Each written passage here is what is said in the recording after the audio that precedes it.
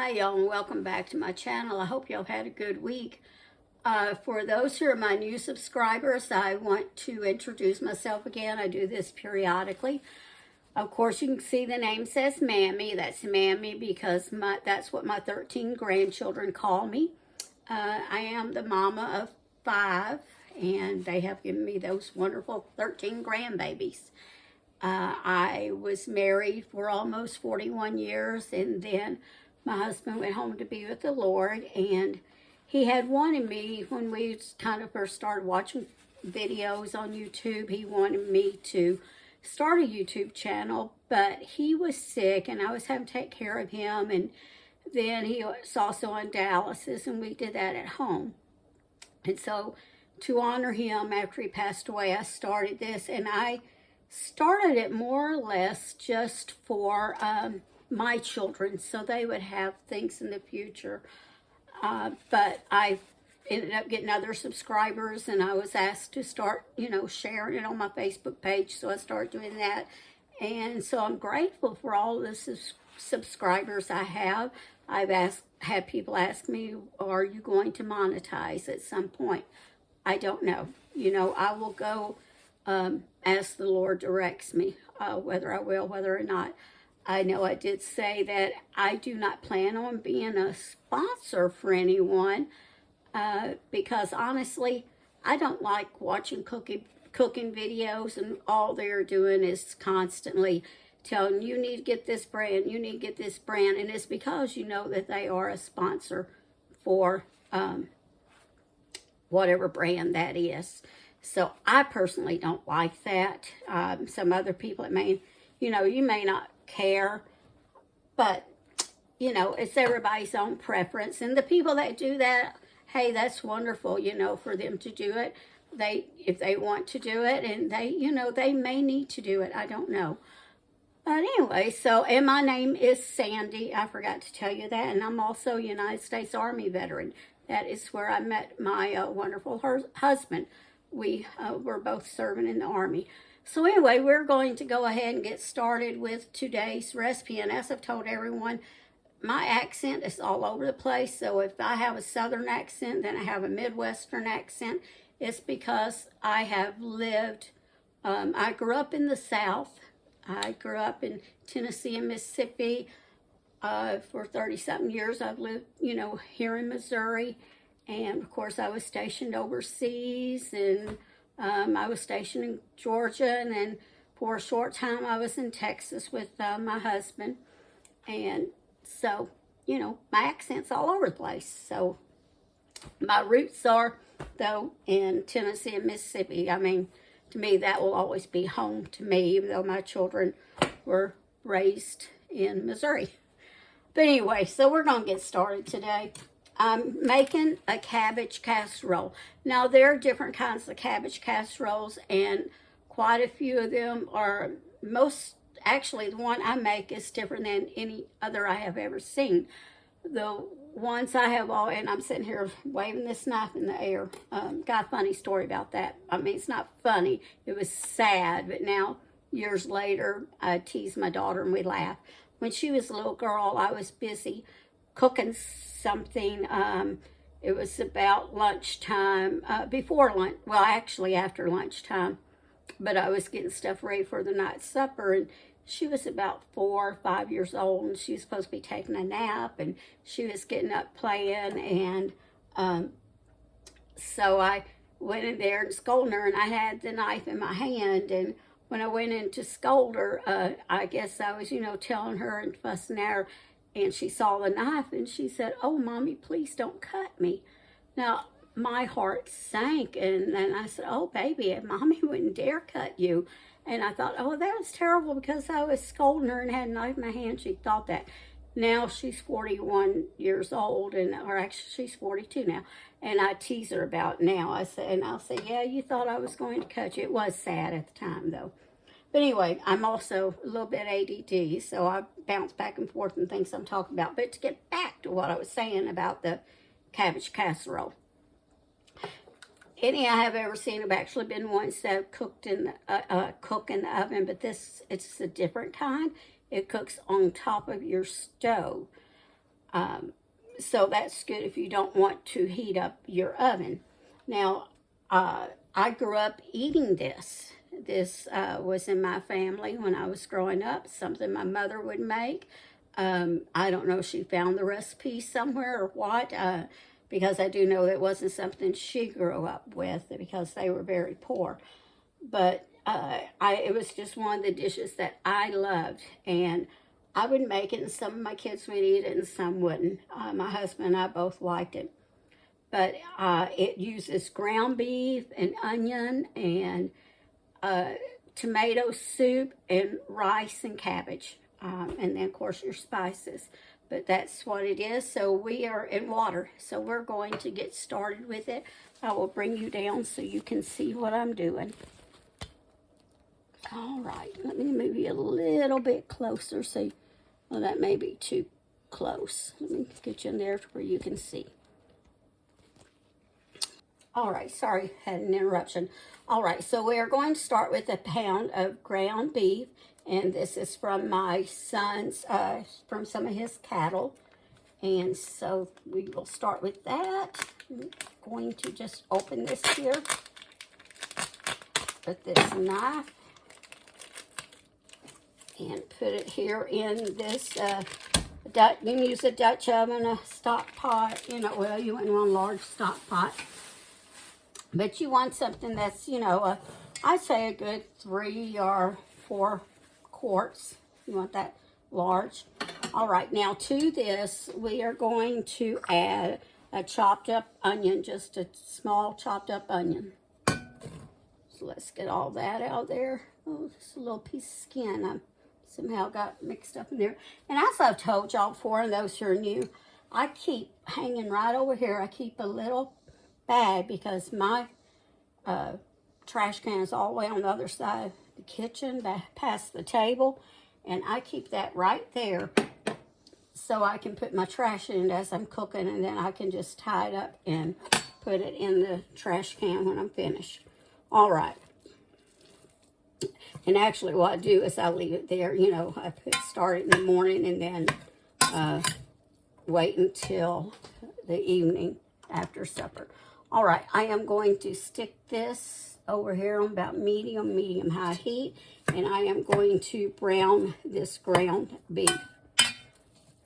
So y'all been doing anything interesting lately? Today is Sunday, and I went to church and came home, and I teach an online ladies Bible study class on Mondays, so I studied for that.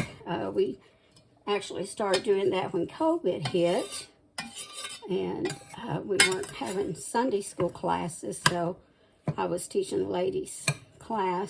So I started doing that as a Facebook page, and so we've kept it up instead of having Sunday school. And so I studied this afternoon to teach that in the morning. All right, well, I tell you what, I will bring you back because I could sit here and just keep chattering with you, but I'm not sure what to talk about right now because nothing is coming to my head, which is unusual because I'm one that usually doesn't know when to be quiet. But I'm tired today. So anyway, let me go ahead and pause you, and I'll bring you back after I cook this, and I'm going to cook it. I'm going to brown it. After I brown it, of course, I will drain the grease off, all right? All right, the ground beef is finished cooking, and so, you know, just see a crumb. It looks like there's, oh, that's right, I put just a tad of water in there to cool it down. I started saying, it looks like there's still grease, and I drained it. But I did put just a tad of water in there to just help to cool the pan down just a little bit. All right, so the next thing we're going to do is we are going to add 10.75 ounces can, just a regular size can of tomato soup. You know, any brand. This came from Aldi. So get all that in there, and as I tell you all the time, groceries. You know, I saw a thing that groceries have just about doubled in price within the last 3 years. I thought, man, I know they really went up, but I didn't realize it was that much. All right, so into that we want 1 soup can of water.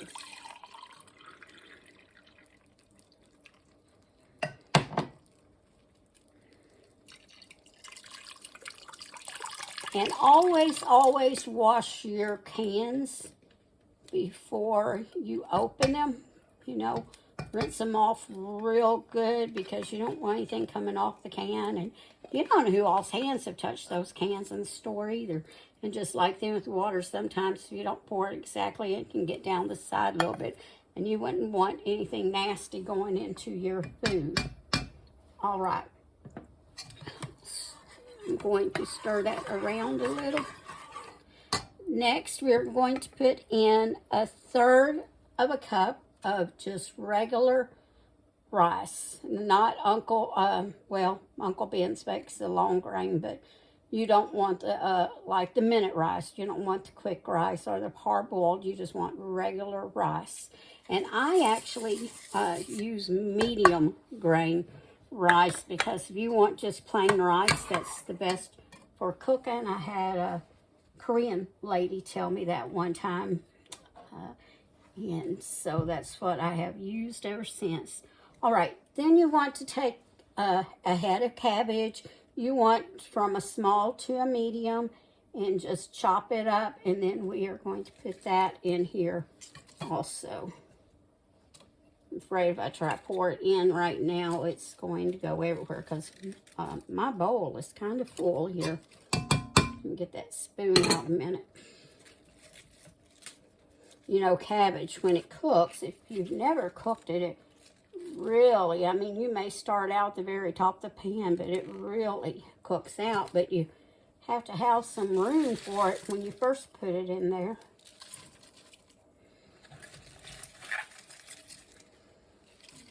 I am going to stop here and go ahead and stir these ingredients around and add my pepper to it.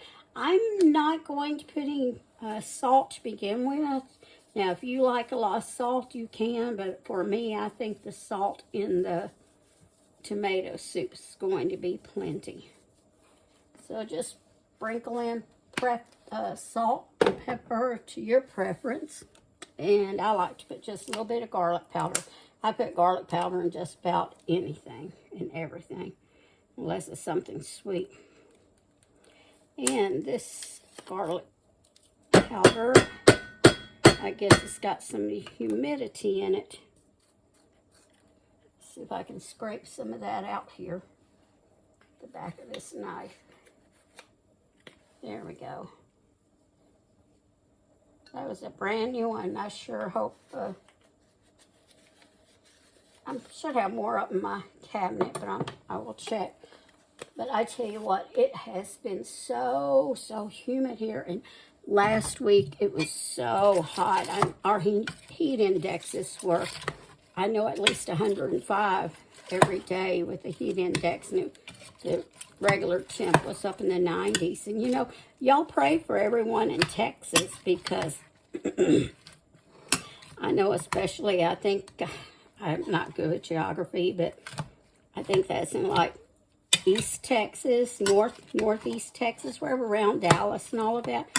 They've had some really bad heat just about all summer.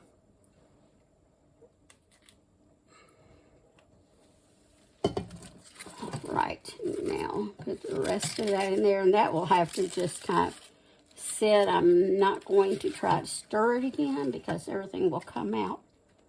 So that will sit, and then after a while I'll check it, and then I'll stir it down some. All right, now you want to put on the lid, and you want to cook it. I am going to move back here to this back burner, and you want to cook it between low. You want to cook it on probably about between medium low and medium. I'm going to stick mine on about number I go up to 8, then high. So I am going to put mine on about a 3.5, almost a 4. And let me bring you up here a minute to talk to you. We are going to let it cook for 40 minutes. Now, if like mine, the cabbage is up there and you didn't want to stir it down, then after about a good 10, 15 minutes, I'd say 15 minutes, check it, stir it, put the lid back on. You still have some sticking up, then another 15 minutes, check it. But we're going to let it cook for about 40 minutes to see if the rice is done. If the rice is not done, you know, just get your little piece and taste test it. If it's not cooked all the way through, then you want to check it every 10 minutes. If it looks as if it's starting to get dry and needs more water, then definitely add just, you know, a little bit more water at a time. I'd say maybe just an ounce or 2 at a time. All right, so that's all there is to it. You know, pretty simple. I will bring you back when it's finished, all right? All right, I am back, and I am going to turn it down so you can see what it looks like. So can you see that? All right, so it took me just about an hour, and it tried to start wanting to stick a little, so I turned my heat down just a little, then add just a tad more water. All right, so I will do a taste test here. I put me a little bit in a bowl, but it may still be a little bit hot, so we will see.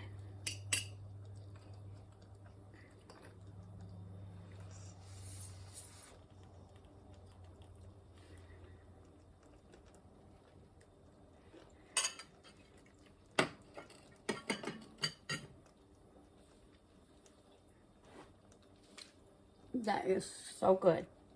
Now, if you like your cabbage done more without any crunch, of course you could add a little more water and cook it longer.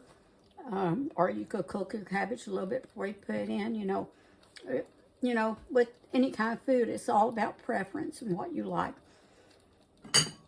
And I want to apologize. I did not go back really and look at the video of the lawnmower race, and I guess I was looking at it wrong, so y'all didn't really get to see any of it, because the video, I think it was up a bit above it some, but I'm supposed to go again. I don't know, within the next week or 2, and then if I do, I'll try to put some on in case y'all are interested in seeing any of that, because it is just amazing.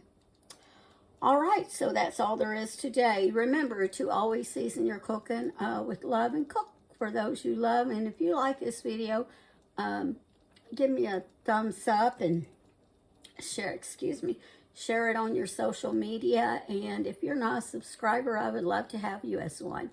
All right, y'all have a wonderful evening, and I pray and hope wherever you are that it is not near as hot as it was here last week. I know most of the country was really hot last week. And so that's it for today, y'all. See y'all next time.